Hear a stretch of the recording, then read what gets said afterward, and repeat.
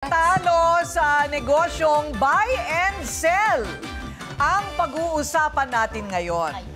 Yung bumibili at nagbebenta raw kasi ng mga damit at gamit mula sa isang supplier, hindi pa nagbabayad. Ano-ano ang mga tips? Ano-ano ang mga gimmick para mapabayad ang may utang sa'yo?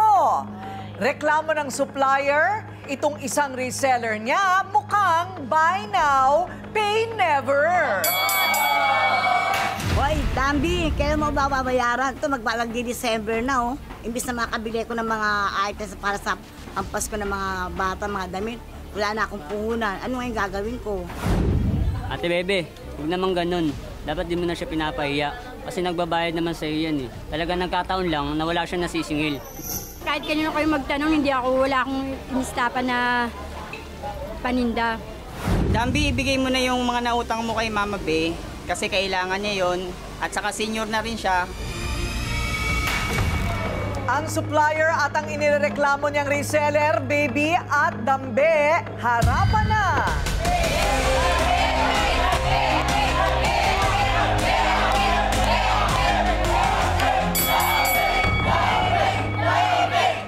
Okay, parang simple lang yung yung ating problema. Palagay ko may lalabasan naman dito ng kung ano-ano eh. So, ito ay kaso ng kayo'y nagbebenta saan? Napabenta ko po sa kanya. Kayong supplier.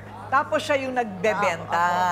Saan naman kayo kumukuha ng gamit? Sa ano po, binibili ko rin po. At sa kumari ko, binibigay po sa akin, binapera ko lang po ng mura. Ganun ba yun? Kasi marami sila mga paninda wholesale. Wholesale. Yun, opo. Ngayon, binibili ko sa kanya. Tapos pinabibenta ko sa kanya ng mura lang din. Okay, pero magkano ang patong nyo? Mga... Ano pa lang, 20, 30. mga ganun lang. Ano to mga mga second hand? Hindi po, bago po. Mga bago? Saan galing? China? Hindi po, binibilihan din po ng kumari ko.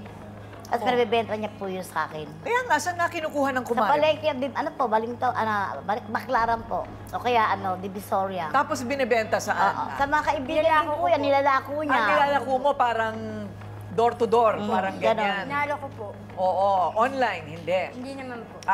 Inaalok mo lang kung kani-kanino. Minsan po nakahanger po siya, iniikot ko po. Okay, pagka kumuha siya sa'yo, wala pang bayad. Wala pa pong bayad yun. Pumapayag ka ng ganon.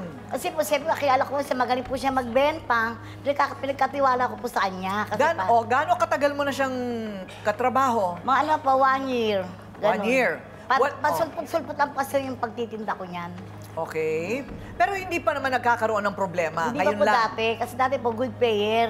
Ito na nga lang pong huli. Ang tagal na po, hindi pa rin nagbabayan. Pag sinisingil ko po, laging wala. Tapos pag pupunta sa bahay nila, kumakatok ako. Wala raw pong tao, nakalak po sa loob. Paano wala yung tao sa loob? Nakalak po sa loob. Dapat may susi. sa labas.